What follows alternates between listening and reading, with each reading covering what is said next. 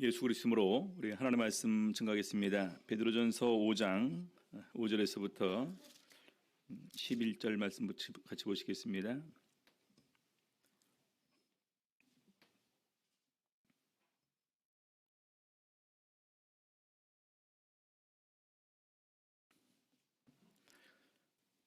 베드로전서 5장 5절에서부터 먼저 우리 7절까지 같이 읽겠습니다. 젊은 자들아, 이와 같이 장로들에게 순복하고 다 서로 겸손으로 허리를 동이라. 하나님이 교만한 자를 대적하시되 겸손한 자들에게 은혜를 주시느니라. 그러므로 하나님의 능하신 손 아래서 겸손하라. 때가 되면 너희를 높이시리라. 너희 염려를 다 주께 맡겨버리라. 이는 저가 너희를 권고하심이니라. 오늘 이 시간에는 성도의 신앙생활 자세라는 제목으로 우리 베드로전서의 마지막 부분, 마지막 장 마지막 부분 같이 살펴보시도록 하시겠습니다. 특별히 그 교회를 맡은 장로들에게 권면을 하는 부분을 마치고 이어서 우리 성도들에게 네 가지 종류의 이런 부분에서 우리들의 생활 자세를 교훈하고 있습니다. 먼저 제일 첫 번째로 순종하고 겸손하라 이렇게 얘기를 하고 있습니다. 5절 6절을 다시 보시겠습니다. 5절에 보게 되면요, 젊은 자들아 이와 같이 장로들에게 순복하고, 이와 같이 장로들에게 순복. 이와 같이라는 것은 앞에 있는 내용을 이어서 얘기하는 부분입니다. 그 앞에 어떤 내용이 나왔습니까? 약무리를 치되 부득이함으로 하지 말고 하나님의 뜻을 쫓아 자원함으로 하고, 더러운 일을 위하여 하지 말고 즐거운 뜻으로 하고, 주장하는 자세를 취하지 말고 양무리의 본이 되라 이렇게 얘기를 하고 있습니다. 그래서 이와 같이 하라는 거예요. 그래서 우리 마찬가지로 우리도 신앙생활하는 가운데에서 교회 장로들에게 또는 교회의 권세와 교회의 질서에 순종을 해야 되는데 어떤 마음으로 그 교회의 권세와 질서에 순종할 것인가, 그 부분에 이와 같이 하라는 것입니다. 그래서 역시 우리도 순종과 겸손의 마음을 가지게 되는데, 먼저 기본적으로 중요한 것은 여기 보게 되면은 자원함으로, 또 즐거운 마음으로, 본을 보이는 마음으로 이 전제가 여기에 깔려 있다 이렇게 생각을 하셔야 됩니다. 그 다음에 다 겸손으로 허리를 동이라. 겸손으로 허리를 동이라. 우리 허리는 다 아시는 바와 같이 우리 그 힘을 상징합니다. 그래서 허리에 띠를 띈다라는 것은 우리가 더 큰 힘을 쓰게 될 때 허리에 띠를 띈다라고 하는데, 겸손으로 허리를 동이라라는 것은 우리가 어떤 일을 하든지 간에 내 힘과 내 능력을 의지하는 것이 아니라 하나님의 일을 하는 것처럼 자신을 낮추라라는 이런 그 마음의 전제가 여기에 들어가게 되어 있습니다. 그래서 6절에 보게 되면 바로 이 겸손과 그다음에 그 앞에 있는 순종을 어디와 연결시키냐면요, 하나님과 우리의 관계로 바로 이어서 연결을 시킵니다. 6절 보니까요, 하나님이 교만한 자를 대적하시되 겸손한 자들에게 은혜를 주시느니라. 그러므로 하나님의 능하신 손 아래서 겸손하라. 때가 되면 너희를 높이시리라. 그래서 우리들의 그 순종과 겸손이 바로 제일 첫 번째는 아까야 자원함으로, 즐거운 마음으로, 본을 보이는 마음으로 이 전제를 까는 가운데에서 순종하고 겸손해야 되고, 바로 이 순종과 겸손은 이 하나님과 나와의 관계에서 굉장히 중요한 관계가 있음을 이어서 얘기를 하고 있습니다. 마태복음 11장 28절 29절을 보게 되면요, 우리 예수님께서 친히 이렇게 말씀하십니다. 수고하고 무거운 짐진 자들아 다 내게로 오라. 내가 너희를 쉬게 하리라. 나는 마음이 온유하고 겸손하니 나의 멍에를 메고 내게 배우라. 그러면 너희 마음이 쉼을 얻으리니 이는 내 멍에는 쉽고 내 짐은 가벼움이니라 하시니라. 먼저 우리 수고하고 무거운 짐자들아 다 내게로 오라. 내가 너희를 쉬게 하리라. 안식에 초대를 하셨습니다. 근데 그 다음에 보니까요, 왜 예수님께서 굳이 내게로 오라 해놓고서 나는 마음이 온유하고 겸손한 일을 왜 얘기를 할까요? 그러죠? 여러분, 앞에 있는 내용이랑 뒤에 있는 그 부분이랑 연결이 됩니까? 수고하고 무거운 짐자들아 다 내게로 오라. 내가 너희를 쉬게 하리라. 근데 바로 그 다음에 나는 마음이 온유하고 겸손하니 이 부분을 얘기를 하고 있어요. 그러면서 나의 멍에를 메고 내게 배우라. 예수님께서 해야 될 일을 같이 함께 우리도 짊어지고 주의를 하는 데 있어서 바로 예수님께 배우라는 것인데, 그 배움의 가장 기본적인 그 마음 자세가 온유와 겸손이라는 거예요. 예수님의 온유와 겸손을 배우지 않는 가운데에서 우리가 주의 사역을 감당할 수가 없습니다. 그 다음에 이어서 하는 것이요, 이는 내 멍에는 쉽고 내 짐은 가벼우니라. 예수님이 지고 가시는 멍에가 쉽고 그 짐이 가볍습니까? 여러분들 보시기에 예수님께서 지고 가셨던 그 멍에가 쉬웠고 가벼웠습니까? 절대로 그런 게 아니에요. 근데 예수님의 그 온유함과 겸손함이 없으면은요, 우리는 그 멍에를 질 수가 없는데, 오히려 우리들도 예수님의 온유함과 겸손함을 배우게 될 때 예수님께서 지셨던 그 멍에와 짐도 우리도 쉽고 가벼운 마음으로 감당할 수가 있다는 것입니다. 여러분들 교회 일을 하게 될 때 언제 어느 상황에서 어떤 일이 벌어질지 예측할 수 있는 사람이 아무도 없습니다. 그렇죠? 그래서 그런 일을 처리할 때 있어서 가장 중요한 기본 원칙은요, 온유와 겸손입니다. 모든 사람들이 함께 온유한 마음으로, 함께 겸손한 마음으로 그것을 받아들이고 그것을 해결하고자 하게 될 때 우리는 바로 하나님의 뜻 안에서 바로 그 일을 더 쉽게 해결하고 더 나아가 감당할 수가 있게 되는 것입니다. 그래서 기본적으로 우리는 모든 부분에서 범사의 하나님과 또 교회와 또 교회 성도들과의 이런 부분에서 권세와 질서에 순종을 해야 되는데, 바로 그 순종과 함께 아울러 우리들에게 이런 겸손이 필요한 것임을 얘기를 합니다. 자, 고린도전서 4장에 보게 되면은요, 우리 사도 바울은 우리가 겸손해야 될 이유를 이렇게 얘기를 하고 있습니다. 4장 7절, 누가 너를 구별하였느냐? 네게 있는 것 중에 받지 아니한 것이 무엇이뇨? 네가 받았은즉 어찌하여 받지 아니한 것 같이 자랑하느냐? 우리 성도님들, 오늘날 내가 가지고 있는 모든 것이 내가 내 힘과 내 능력으로 얻었을까요? 우리들의 힘과 능력으로 다 얻은 것이라면 아마 모든 사람들이 자기의 힘과 재능을 다 써서 얻고자 하는 것을 다 얻을 수가 있을 것입니다. 그러나 나중에 시간이 지나서 보니까 하나님께서 허락하셨기 때문에 마치 내가 이것을 갖다가 누릴 수 있게 된 것을 우리는 인정할 수밖에 없다라는 것입니다.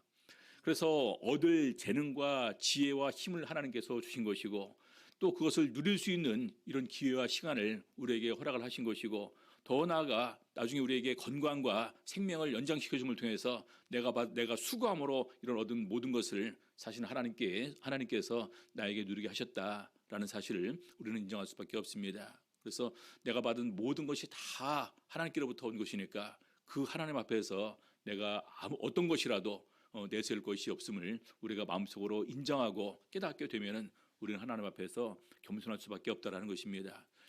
예수님도 겸손하셨습니다. 우리가 예수님보다 높을 수 있을까요? 예수님보다 지혜로울 수 있습니까? 그렇죠? 그래서 예수님께서도 자신을 이렇게 심지어는 온유하면서 겸손하면서 낮추셨다고 하시는데, 우리는 더욱더 그런 부분에서 이 온유를, 겸손을 배울 수 있어야 됩니다. 그래서 우리 사도 바울은 그렇게 고백을 합니다. 고린도전서 15장 10절 보니까요, 나의 나된 것은 하나님의 은혜로 된 것이니 내게 주신 그의 은혜가 헛되지 아니하여 내가 모든 사도보다 더 많이 수고하였으나 내가 아니요 오직 나와 함께 하신 하나님의 은혜로라.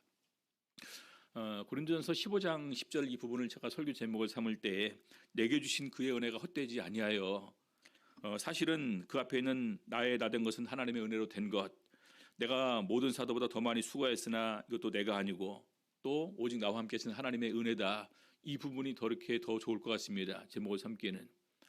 근데 제가 내게 주신 그의 은혜가 헛되지 아니하여를 이렇게 제목으로 삼은 것은, 가장 기본적으로 이런 말을 할 수 있는 자격도 우리에게 없다라는 것을 제가 깨달았기 때문입니다. 우리 성도님들, 바울 사도는요, 내게 주신 은혜가 헛되지 않았다라고 고백을 합니다. 우리는 신앙생활을 하는 가운데서 하나님께서 나에게 주신 은혜가 헛되지 않게 살았다라고 얘기할 수 있는 사람이 과연 몇이나 있을까요? 그래서 이것도 없으면서 교만하지 말자, 제가 속으로 이렇게 얘기를 하는 것입니다. 이것도 못했으면서. 사도 바울은 이 모든 사도보다 더 많이 수고했다, 이 부분도 얘기를 합니다. 근데 그것도 사실 하나님의 은혜다. 그래서 이 모든 것이 하나님의 은혜다라는 것을 우리가 진정으로 깨닫고 인정하게 될 때 우리는 진정한 순종과 겸손을 마음으로 배울 수 있게 되는 것입니다. 중요한 것은 이 겸손한 사람들에게 하나님께서 은혜를 주신다라는 겁니다. 이사야서 57장 15절 보시겠습니다. 이사야서 57장 15절, 지존무상하며 영원히 거하며 거룩하다 이름하는 자가 이같이 말씀하시되 내가 높고 거룩한 곳에 거하며 또한 통회하고 마음이 겸손한 자와 함께 거하나니 이는 겸손한 자의 영을 소성케 하며 통회하는 자의 마음을 소성케 하려 함이라. 하나님께서 누구와 함께 거하시기를 원하시고 누구를 구원하시고 누구를 이렇게 그 영혼을 소성케 하기를 원하시는가? 진심으로 통회하고 진심으로 마음이 겸손한 자에게 함께하기를 원하신다라는 것입니다. 여러분 가만히 보니까 통회와 겸손이 왜 같이 이렇게 얘기를 할까? 왜 그럴까요? 통회 정말로 마음속으로 크게 슬퍼하고 우는 이런 마음을 이렇게 얘기하는 것인데 자기 자신을 제대로 바라보는 사람이 통회하는 심령을 가질 수가 있습니다. 그렇지 않겠습니까? 자기 자신을 제대로 보는 사람이 겸손한 마음을 가질 수 있어요. 그래서 하나님께서는 하나님 앞에서 진정으로 자기를 제대로 보고 자기를 낮추고 자기의 잘못을 깨닫고 통회하는 사람에게 함께 하실 것을 이렇게 얘기를 하면서 심지어는 그의 영혼을 소생, 구원하실 것을 이렇게 약속하시고 계시는 것입니다. 그리고 중요한 것은 우리가 어떤 부분은 바로 하나님의 응답과 또 칭찬에 없을 수가 있지만 하나님께서 계획하신 그 때가 이르게 되었을 때 반드시 우리에게 보응해 주실 것을 말씀하시고 계십니다. 잠언서 22장 4절을 보게 되면요, 겸손과 여호와를 경외함의 보응은 재물과 영광과 생명이니라. 이 세 가지를 다 가지면 참 좋겠지만 보니까 이 세 가지를 다 안 주는 경우도 있더라고요. 그렇죠? 근데 이 세 가지 중에 하나만 주신다면 뭘 얻으시겠습니까?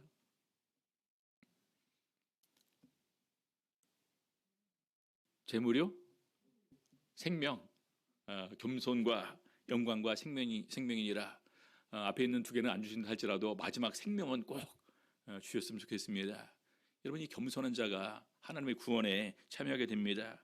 그래서 여호와께서는 시편 149편 4절 보니까 여호와께서는 자기 백성을 기뻐하시며 겸손한 자를 구원으로 아름답게 하시미로다, 이렇게 노래를 하고 있습니다. 그래서 이 겸손과 하나님과 나와의 관계, 겸손과 구원의 관계, 겸손과 이 영혼의 삶에는 너무나 중요한 관계가 있음을 우리가 깨닫는 가운데에서 더욱더 우리가 교회의 질서에 순종하고 겸손으로 하나님 앞에 나갈 수 있는 우리 성도님들 되셨으면 좋겠습니다.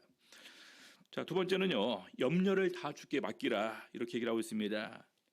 베드로전서 5장 7절, 너희 염려를 다 주께 맡겨버리라. 이는 저가 너희를 권고하심이니라. 너희 염려를 다 주께 맡겨버리라. 우리 어떤 분들은 얘기를 하죠. 우리 인생이라는 것이 어떤 분들은 인생은 고난의 바다를 이렇게 헤쳐가는 것과 같다, 이렇게 얘기를 합니다. 그리고 돌이켜보니까 우리가 지금까지 돌이켜본 인생을 보니까 그냥 염려와 슬픔과 그다음에 이 고난 가운데서 살아왔다, 이렇게 얘기를 합니다. 우리 성도님들 지금은 무엇을 가지고 염려하고 계십니까? 염려를 좀 해야지 이렇게 좀 된다는데, 그렇죠? 염려를 안 하니까 제가 이렇게 살이 쪄서 요즘에 저희가 좀 스스로 이렇게 많이 반성을 좀 하고 있습니다. 걱정 근심도 좀 하고 그래야지 이렇게 또 날씬하게 유지가 되고 그럴 텐데, 아무튼 마음이 편하니까 찌는 것은 살밖에 없는 것 같습니다. 근데 염려는요, 우리 생활과 너무나 뗄래야 뗄 수 없는 불가분의 관계에 있는 것이 염려다. 염려 없이 살아갈 수 있는 사람이 과연 몇이나 있겠냐, 이렇게 반문을 합니다. 자, 그런데 중요한 것은요, 이 염려는 우리 신앙생활과 또 굉장히 밀접한 관계가 있습니다. 염려 있는 생활은요, 결과적으로 우리 신앙을 자라게 하지 못합니다. 오히려 신앙을 죽이는 것이 이 생활의 염려다. 우리 예수님께서는 그렇게 말씀하십니다. 누가복음 21장 34절 보시겠습니다. 누가복음 21장 34절.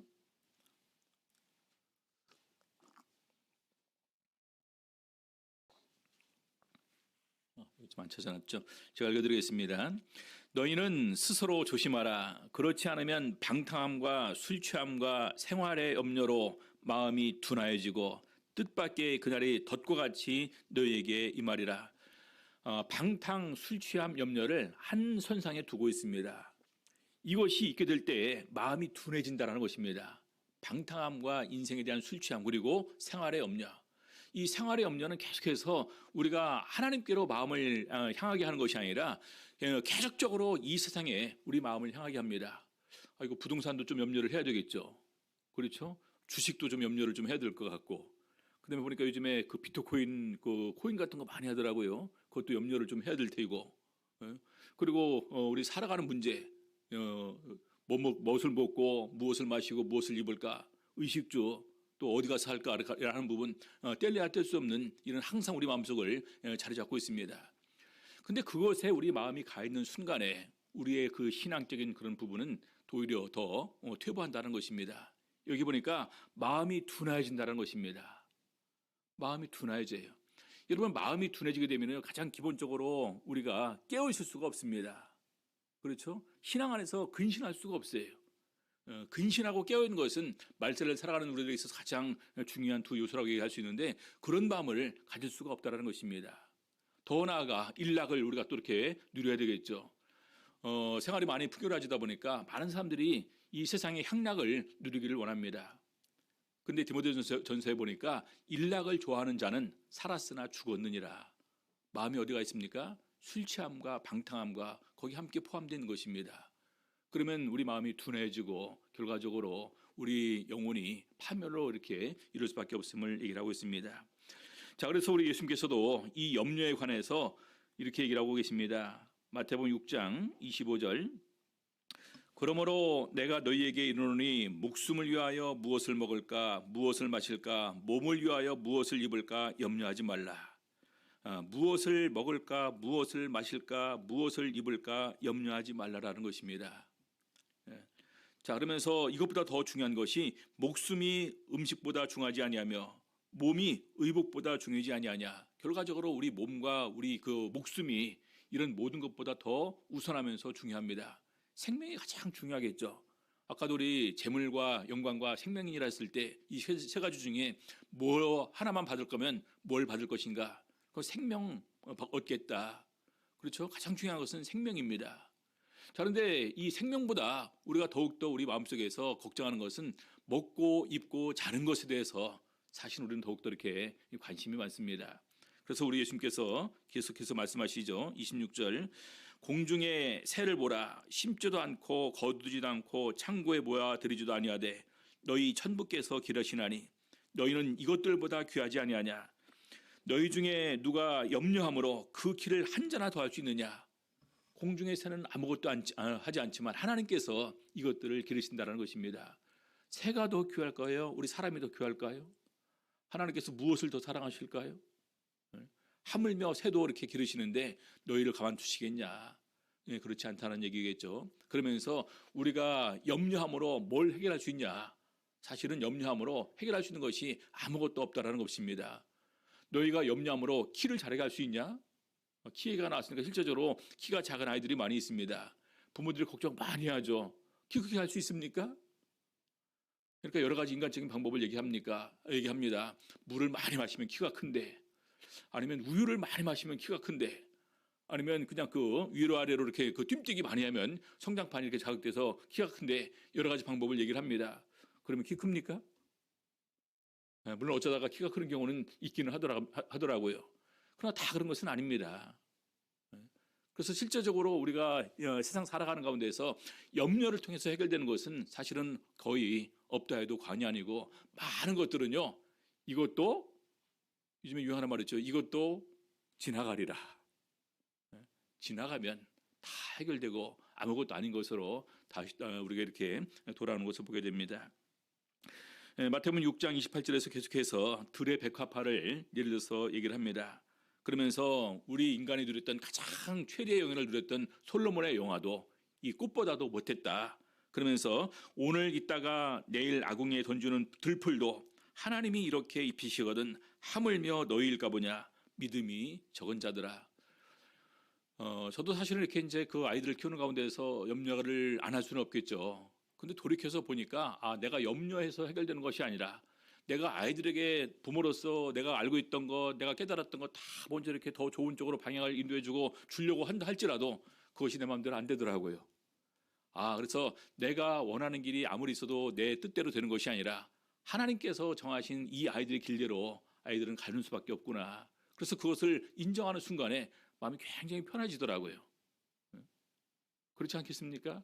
그래서 저도 그걸 갖다가 사실은 강남에 와서 배웠습니다. 애들이 대학을 가고 나서 비로소 이런 것들 하나씩 이렇게 진행되는 것을 보는 가운데서 내 뜻대로 안 되는 거구나. 그래서 마음을 그런 부분에서 이제 하나씩 내려놓을 수 있는 것을 갖다가 지금이야 저도 깨달았어요.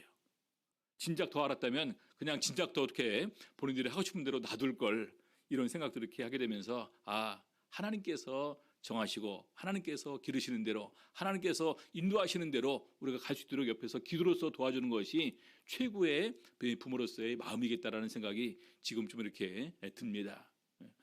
자, 그러면서 그다음 이어서 다 주께 맡겨버리라 이렇게 얘기를 합니다. 마태복음 6장 31절 보겠습니다. 그러므로 염려하여 이르기를 무엇을 먹을까 무엇을 마실까 무엇을 입을까 하지 말라. 이는 다 이방인들이 구하는 것이라. 너희 천부께서 이 모든 것이 너희에게 있어야 할 줄을 아시느니라. 너희는 먼저 그의 나라와 그의 의를 구하라. 그리하면 이 모든 것을 너희에게 더하시리라. 하나님께서 이미 아신다라는 것입니다. 우리가 이제 부모가 되어서 자녀를 양육하면서 더 먼저 인생을 살고 더 많은 것을 경험하고 더 많은 것을 깨닫고 더 어떤 것이 좋은지를 우리가 알고 있는 부모 입장에서는요, 먼저 다 좋은 것을 챙겨주고 싶어 합니다. 그렇지 않습니까? 하나님도 마찬가지시라는 거예요. 하나님께서도 우리에게 필요한 것이 뭔지를 아신다라는 것입니다. 그런데 우리에게 가장 필요한 때에, 가장 적절한 때에 우리에게 있어서 가장 좋은 것으로 우리에게 주기를 원하십니다. 단지 그런 부분에서 내 뜻대로 주시는 것이 아니라 하나님의 뜻 가운데서 하나님의 뜻대로 주시는 거예요. 우리가 그것을 깨닫고 감사함으로 저희는 받으면 될 것입니다. 근데 이제 그것을 하기 전에 먼저 우리가 거기 이렇게 마음이 가 있게 되면 결과적으로 우리는 하나님이냐 아니면 이 세상이냐라는 부분에서 항상 갈등할 수밖에 없다라는 것입니다. 우리 가끔가다 그런 농담을 합니다. 저는 참 돈이 많습니다.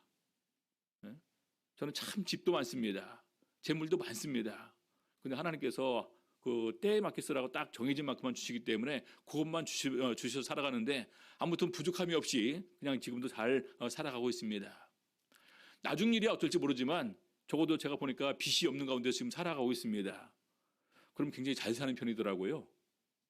그러지 않습니까? 빚이 없이 살아가고 있으니까.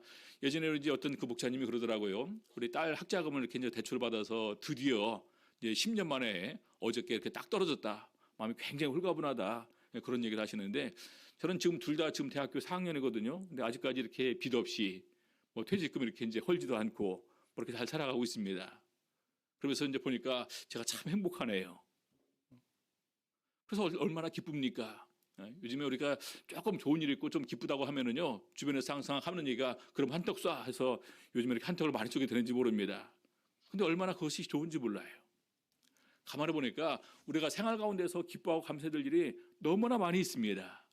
근데 그 기쁨과 감사함을 우리 하나님의 은혜로 하나님께서 나를 돌봐주심을 우리가 인정하게 될 때 우리는 더욱더 기쁨과 감사함으로 하나님께 영광 돌리고 우리 주변의 많은 사람들에게도 기쁨으로 이렇게 그 기쁨을 함께 나눌 수 있게 되는 것입니다.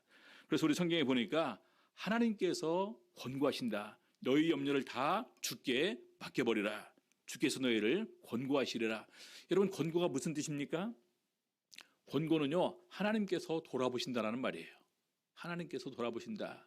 그래서 우리 성경에도 보니까 여호와께서 그 말씀대로 사라를 권고하셨고 사라를 권고하셨다라는 것은 하나님께서 명년 이맘때에 네게 아들이라 있으리라 했는데 바로 그렇게 말씀하신 대로 사라를 돌아보게 했고 사라에게 자식을 주었다라는 것입니다. 얼마나 좋았을까요? 그 자식이 생김을 통해서 진정으로 인생의 참된 기쁨과 즐거움을 온전히 누릴 수 있게 되었습니다. 그래서 자식 이름을 뭐라고 지었습니까? 이삭입니다. 이삭. 이삭은 기쁨이란 뜻이에요. 기쁨. 나에게 하나님께서 나를 돌아보심을 통해서 나에게 인생의 기쁨을 허락하셨구나. 자, 레아가 잉태해서 아들을 낳고 이름을 루벤이라면서 여호와께서 나의 괴로움을 권고하셨으니 동생과 외모로 대결을 해야 됐어요. 야곱이 레아보다 라헬을 더 좋아했습니다. 그래서 그런 가운데서 참 결혼을 했지만 동생과 서로 시기하고 질투하는 가운데서 결혼 생활에 기쁨이 있을 수가 있을까요? 그래서 그런 가운데서 하나님께서 레아를 돌아보는 가운데서 아들을 주셨을 때 하나님께서 나를 돌아보셨다, 권고하셨다 이렇게 고백을 합니다. 우리 요셉 같은 경우도 하나님께서 너희를 권고하시고 너희가 다시 옛날 가나안 땅으로 돌아가게 될 것을 먼저 이렇게 유언하고 떠나가게 될 때 반드시 자기 해고를 이렇게 부탁을 합니다. 그래서 이 권고하시는 것이 항상 하나님께서 우리를 돌아보시고 우리를 갖다가 감찰하시면서 또 보호하시면서 인도하신다라는 이런 모든 부분이 포함되어 있고, 더 나아가 우리 인생의 문제 해결까지 친히 대신 져주시는 우리 하나님을 표현하는 것입니다. 그래서 우리 시편 68편 19절에 보니까요, 날마다 우리 지심을 지시는 주 곧 우리의 구원이신 하나님을 찬송할지로다. 날마다 우리 짐을 지시는 주, 바로 이 자체가 우리를 권고하신다라는 의미입니다. 하나님께서 날마다 우리의 짐을 져주시니까 우리의 구원이신 하나님을 찬송할지로다. 그래서 진정으로 하나님과 동행하는 사람의 삶에서는 항상 빼놓을 수 없는 것이 있습니다. 뭘까요? 염려를 완전히 없애는 가운데서 진정한 기쁨과 감사가 떠나지 않는 이런 삶을 사는 것, 바로 이것이 진정으로 염려가 없는 이런 삶이다. 바로 그런 삶은 주님께서 날마다 우리의 짐을 져주시기 때문에 가능한 것임을 이렇게 얘기를 하고 있습니다. 자, 그다음에 베드로전서 다시 5장 8절 9절 보니까요, 베드로전서 5장 8절 9절, 근신하라 깨어라 너희 대적 마귀가 우는 사자같이 두루 다니며 삼킬 자를 찾나니 너희는 믿음을 굳게 하여 저를 대적하라. 이는 세상에 있는 너희 형제들도 동일한 고난을 당하는 줄을 알미니라. 여러분, 근신하라 깨어라. 근신이라 깬다는 것은 우리가 잠을 자거나 죽어 있는 상태를 말합니다. 잠을 자거나 죽어 있는 상태에서 이제는 깨어라는 말이에요. 이것은 신앙의 영적인 이런 그 부분에서 영적으로 죽어 있고 영적으로 잠을 자는 우리들에게 이제는 근신해야 된다. 이제는 깨어 있어야 된다. 이런 부분을 얘기를 합니다. 우리 다니엘서도 이 깨어 있음을 얘기를 하고 있는데, 우리 다니엘서 12장 2절 보니까요, 땅의 티끌 가운데서 자는 자 중에 많이 깨어 영생을 얻는 자도 있겠고, 땅의 티끌 가운데서 자는 자 중에, 여기 자는 자는 누구를 말하는 걸까요? 이미 하나님을 믿지 않고 영적으로 죽어 있는 사람은 사실 여기 관계가 없습니다. 믿는 사람들 중에 자는 자 중에 많이 깨어 영생을 얻는 자가 있겠고, 우리 마가복음 13장 33절에 우리 예수님께서도 주의하라 깨어 있어라 그때가 언제인지 알지 못함이라. 마지막 때를 이렇게 말세의 징조를 예언하는 가운데서 이렇게 말씀하셨고요. 요한계시록 마지막으로 우리 요한사도에게 주시는 계시록에도 보라 내가 도적같이 오리니 누구든지 깨어 자기 옷을 지켜 벌거벗고 다니지 아니하며 자기의 부끄러움을 보이지 않는 자가 복이 있도다. 이렇게 얘기를 하고 있습니다. 그래서 우리가 영적으로 지금 이렇게 자는 사람들 중에서 깨어서 있는 것 자체가 얼마나 중요한 부분이냐. 마지막을 사는 성도들에게서는 이것이 가장 중요하더라도 과언이 아닙니다. 오늘 나는 영적으로 자고 있냐 아니면 깨어 있냐, 이것이 마지막 구원에 참여할 수 있냐 참여하지 못하느냐를 결정하는 가장 중요한 요건이 되기 때문입니다. 자, 그래서 우리 에베소에서 사도 바울은 이렇게 증거를 하고 있습니다. 에베소 5장 13절, 그러므로 이르시기를 잠자는 자여 깨어서 죽은 자들 가운데서 일어나라 그리스도께서 내게 비추시리라 하였느니라. 잠자는 자여, 영적으로 잠자는 자를 말하는 거겠죠. 깨어서 죽은 자들 가운데서 일어서라. 여러분, 잠자는 것과 죽은 자는 마찬가지 의미가 있다는 것입니다. 정도의 차이는 있을지는 몰라도 결과적으로 잠자는 것과 죽은 자 거의 마찬가지라는 거예요. 그래서 죽은 자들 가운데서 깨어서 일어나라. 자, 다른 이들과 같이 자지 말고 오직 깨어서 근신하라. 또 그렇게 권면하고 있습니다. 그래서 이 영적인 잠을 누가 자고 있느냐? 신앙인들이 자고 있는 거예요. 신앙인들이 자고 있는 영적인 잠에서 이제는 깨어서 일어나야 된다는 것입니다. 그래서 무엇에 깨어 있어야 될까? 가장 중요한 것은 기도에 깨어 있어야 된다는 것입니다. 기도에 깨어 있어 구하기를 항상 이렇게 이제 감사함으로 깨어 있을 것을 권면합니다. 그러면서 그 앞에 보니까요, 너희 대적 마귀가 우는 사자같이 두루 다니며 삼킬 자를 찾나니. 여러분, 마귀가 누구를 한꺼번에 한 입에 홀랑 삼키려고 할까요? 믿음이 엄청 좋은 사람일까요? 아니면 믿음이 안 좋은 사람일까요? 중간에 있는 사람입니다. 중간에 있는 사람, 자는 사람. 영적으로 잠자고 있는 사람. 그렇죠? 그래서 삼킬 자를 찾나니 우리가 깨워서 믿음으로써 저를 대적해야 된다. 그렇게 증거를 합니다. 저희도 이렇게 한 달 반 정도 우리 이제 그 집사람이 이제 갑자기 이제 검은 물체가 달려드는 이런 그 부분을 또 보고 또 그러고 나서 계속해서 이제 검은 눈만 감으면 검은 것이 보여서 이제 근데 저도 이제 그런 부분을 갖다가 딱 느끼면서 이것은 귀신의 공격이다라는 생각이 들면서 저도 이렇게 이제 영적으로 영적인 존재가 느껴지더라고요. 그래서 저도 그냥 굉장히 이렇게 이제 마음속으로 어떤 그런 저희가 막 쭈삣쭈삣 쓰고 막 저기 하고 그러는데 아무튼 한 달 반 정도를 계속해서 기도하는 가운데에서 지금 완전히 평안해졌습니다.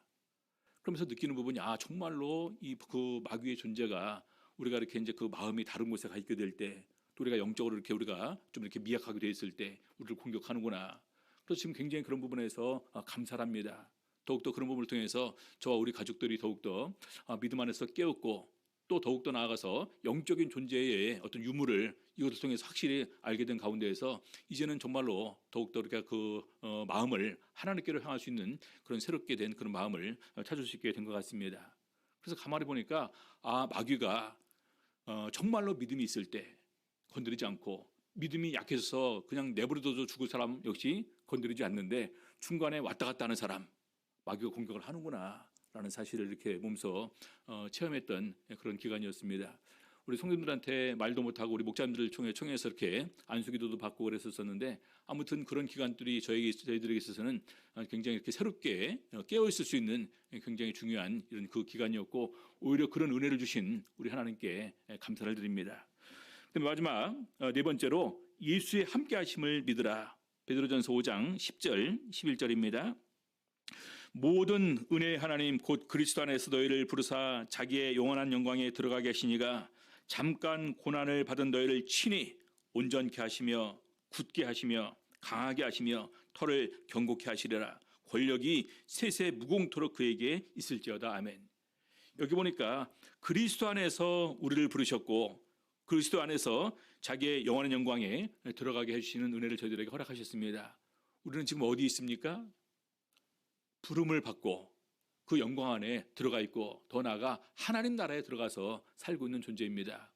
사단의 권세에서 하나님께로 어둠에서 빛으로 옮겨진 존재들이에요. 그렇죠? 근데 그렇게 해놓고 하나님께서 우리를 버리실까요? 방치하실까요? 그렇지 않습니다.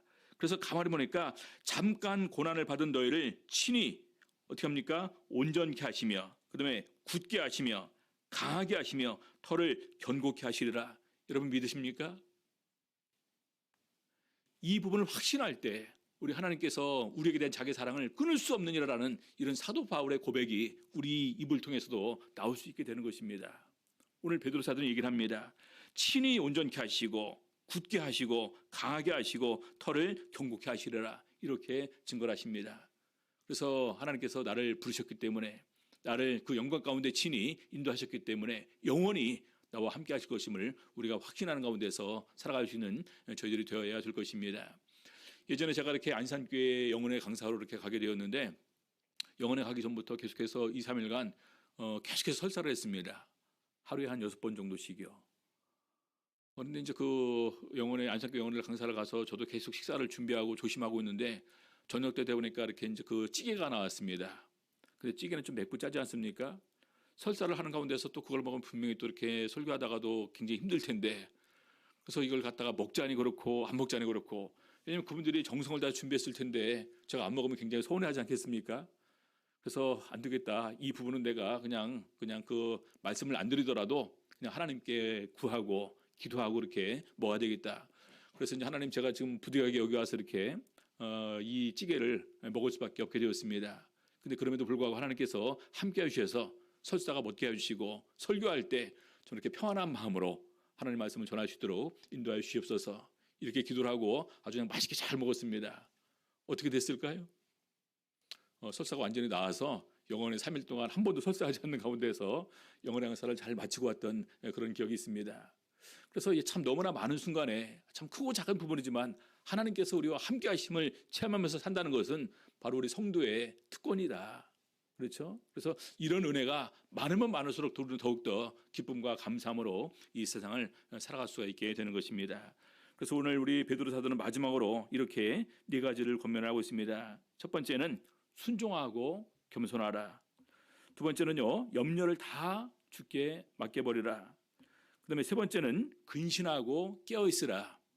마지막 네 번째로 예수님께서 우리와 함께 하심을 믿으라라는 가운데에서 우리 말세를 살아가는 우리 성도들에게 이런 그 삶의 자세 네 가지를 이렇게 권면하고 있습니다. 그래서 원학합기는 우리 성도님들도 이런 부분에서 다시 한번 새롭게 된 신앙의 모습으로 우리 하나님께 나갈 수 있기를 바라고, 또 그런 성도님들을 우리 하나님께서 기쁘게 받아주심을 통해서 더욱더 크신 은혜와 능력으로 역사해 주시기를, 우리 성도님들에게 부어주시기를 우리 주 예수 이름으로 원합니다.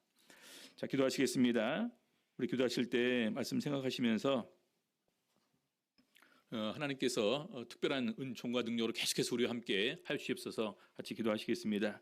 기도하실 때 특별히 우리 이순옥 자매님 그 딸 대장암 수술 이렇게 끝났는데 아무튼 평안하게 잘 회복될 수 있도록 위해서 기도해 주시기 바랍니다. 같이 기도하시겠습니다.